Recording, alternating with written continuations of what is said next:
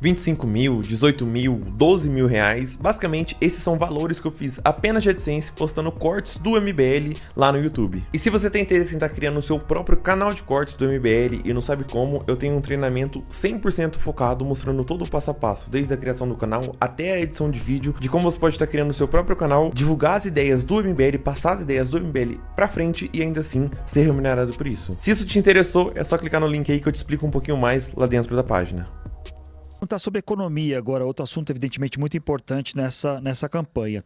Na semana passada, a Folha fez uma reportagem mostrando que entre as propostas que o Flávio Bolsonaro deve ter para o seu eventual mandato seria que o reajuste da inflação, o orçamento da educação, saúde e previdência seria feito apenas pela inflação, não mais com ganho real.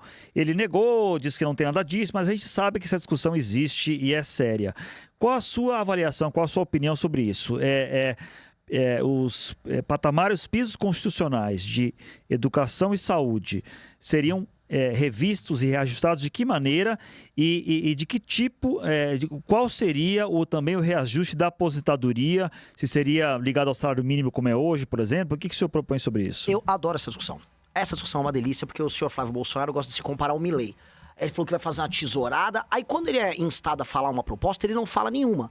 Ele foi recentemente num evento falar que não tinha proposta. Não vou falar porque eu vou perder minha popularidade falando isso. Pois bem, todo mundo sabe que se você quiser fazer uma política fiscal séria, você vai ter que começar fazendo ela pelo lado da despesa.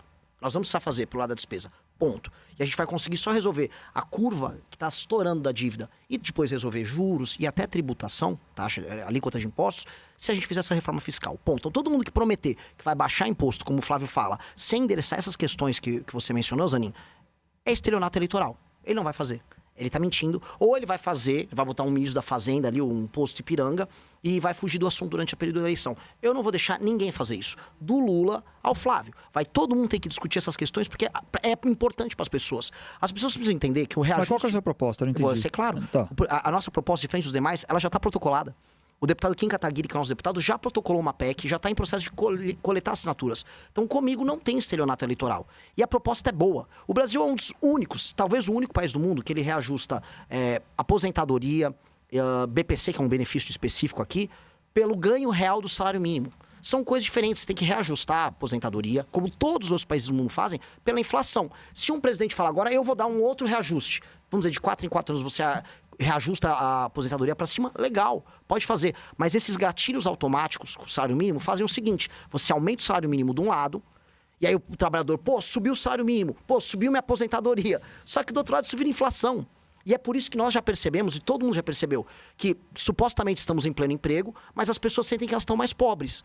Por quê? O custo dessa operação fiscal doentia que o Brasil tem está gerando isso.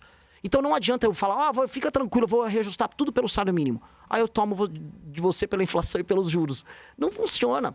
Não adianta a gente ficar enganando o eleitor. O Milei na Argentina, ele foi muito honesto. Eu vou fazer um monte de reforma, algumas pessoas vão falar que vai doer, mas o remédio é amargo. A solução... Ele é um modelo para o senhor, Milei? Nesse precisa ser feita uma série de reformas. E mais do que essa, vai ter que mexer na Previdência, vou mexer nos privilégios do funcionalismo, vamos mexer em Zona Franca de Manaus, sim. Tem que fazer um desmame de um modelo que não está funcionando e ver um outro modelo de desenvolvimento sustentável lá na região, sim. Agora, o que não dá para fazer é manter o modelo atual que não funciona, que é o modelo de privilégios. É o modelo de captura do Estado por órgãos, sindicatos, associações, partidos políticos, que retiram o dinheiro de quem está trabalhando e depois finge que entrega uma migalha. Aí a migalha vira o quê? É o Vale Gás. Não, fica tranquilo que eu vou te dar um BPC, é uma energia elétrica ali, é um luz para todos. Isso é mentira. A picanha que o Lula prometeu, no fundo, era dinheiro no bolso e capacidade de compra. Isso não aumentou. As pessoas não estão sentindo isso. E aí, quando um cara como o Flávio mente para as pessoas, ele, no fundo, está pintando como, do ponto de vista eleitoral, um estelionatário. Então, mas, por exemplo, se a gente olhar o nosso sistema político atual, né? O presidente pode querer fazer todas essas coisas que o senhor está falando, mas muitas delas passam pelo Congresso. O senhor está num partido que nasceu recentemente com uma representatividade extremamente baixa. Ou seja, vai obrigar o senhor a negociar. E muito, com propostas que não são populares, digamos assim. Não corre o risco do senhor também cometer um estelionato eleitoral porque não vai conseguir ter força no Congresso para isso? Enfim, é um risco que me parece bastante grande, não? Carla, duas respostas para isso. Primeiro, a pessoa que em geral comete o estelionato, ela promete uma coisa muito boa e suave e leve, e ela não entrega ou entrega algo ruim depois. O que eu tô prometendo é um remédio amargo agora. Ó, é difícil e depois de aplicar, nós vamos conseguir ter um horizonte melhor lá na frente. Eu tô chamando as pessoas para um sacrifício para salvar o Brasil. E esse sacrifício vai dar resultado rápido. Então isso é o oposto do estelionato. Isso eu chamaria de sincericídio. E do outro lado, veja, eu tenho um parlamentar hoje, só que se eu venço as eleições presidenciais, isso significa que eu vou ter motivado o Brasil a discutir esses temas, vou vencer a eleição com isso, vou eleger não só no meu partido uma bancada grande, mas vou pautar outros partidos, tanto os partidos de direita quanto os do centrão, até gente de centro-esquerda, a falar sobre os nossos temas e colocar esses temas na ordem do dia. Se eu vencer a eleição, significa que 50% mais um do Brasil, no mínimo, está apoiando isso. Mas o senhor admite que o senhor vai ter que governar negociando com o centrão. Zani, ou é possível governar sem o centrão? Não é. Ainda mais na forma... Eles estão na forma mais forte deles hoje. Eles estão no auge. O que a gente vai ter que alterar do centrão é o sistema de incentivos da política brasileira que faz com que eles sejam tão fortes. E eu vejo discussões na esquerda, eu vejo o Zé Dirceu falando isso o tempo todo, e a gente tem que acompanhar os adversários. Eu não vejo na direita bolsonarista nenhum debate sobre isso, até porque eles se tornaram o centrão, e nós temos um debate próprio nosso sobre como desmontar a parte de poder do centrão. Agora, se eu vencer a eleição, eu vou ter que assumir o poder e conversar com eles. Eu já fiz isso. Quando nós derrubamos a Dilma Rousseff, a Folha cobriu isso bastante à época. Eu organizei eventos, reuniões, juntamente com os políticos, não importava o partido que eles fizessem parte, pra gente ter maioria no Congresso. Eu sempre entendi a importância da política. E, nesse sentido, eu vou compor... Mas o toma lá da cá, por exemplo? Isso não.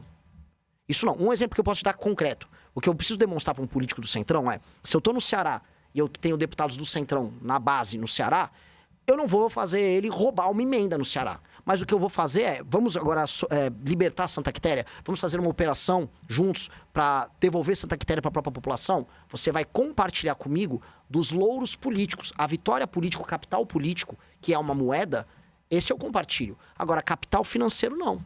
Capital financeiro virou uma regra de preguiçoso. E assim, eu vou comentar uma outra coisa. Parece, assim, a gente tá tão desiludido sobre o Brasil, as pessoas acham que não vai dar. Que a gente se esquece, assim, que o Fernando Henrique Cardoso passou reformas das mais diversas, sendo ele próprio um sociólogo, com uma linguagem muito pouco popular. Já houve presidentes capazes de fazer grandes reformas e sem precisar se tornar, vamos dizer, um total escravo. As dificuldades existem. No médio prazo, a gente tem que superar elas com um novo modelo. E se vocês quiserem, eu tô aqui para debater, posso falar qual é o modelo que eu acredito. Mas dá para fazer. Dá para fazer e dá para fazer o convencimento sem o toma lá da cá. Nós estamos há 11 anos sem entrar nesse jogo sujo. E eu não vou entrar agora. Nem tô aqui para isso. Aproveitando que o senhor citou a direita bolsonarista agora há pouco, o senhor daria anistia pro Jair Bolsonaro, se for eleito? Eu só dosimetria. Esse assunto é um assunto... Só dosimetria, ou seja, reduzir a pena. Reduzir a pena. Anistia jamais. Não, porque não só ele, como todas aquelas pessoas que cometeram crimes, que assim, tem um dia 8, que esse assunto ele é muito complicado, porque a gente tá falando para torcidas organizadas e todo mundo quer uma resposta simples. Então até a torcida organizada da esquerda, democracia, não sei o quê, isso foi o maior crime... Calma aí, muita gente não teve direito a um julgamento, teve gente que não tinha nada a ver e foi presa. E teve audiências coletivas e audiências que a gente está falando de direito penal do inimigo. Aliás, um parênteses. Direito penal do inimigo, quem implementou foi o senhor Alexandre de Moraes de uma maneira torta, sem passar pelo processo constitucional. Ele literalmente tratou os bolsonaristas como inimigos, retirou prerrogativas deles e entregou um direito rápido e muito rígido contra eles. Muitas pessoas ali, ao não ter o mínimo do direito de defesa, essas pessoas têm que ter uma dosimetria para resolver a pena. Isso dia 8. O Bolsonaro, sobre a conspiração dele, sobre o atentado dele contra a democracia... Veja, eu não sou bolsonarista. Eu sei o que o Bolsonaro tentou fazer. Qualquer pessoa racional que leu as provas sabem. Agora, o Bolsonaro também teve parte do seu direito de defesa mitigado? Sim. Então, quando a gente traz essas nuances para a mesa... Só o parlamento, por isso que o projeto da dosimetria é interessante, é capaz de resolver, porque se tornou um conflito entre o antigo executivo e o judiciário. E tem ego no meio, tem projeto político. Isso aqui seria um projeto, e por isso que eu gosto da dosimetria, para pacificar essa relação.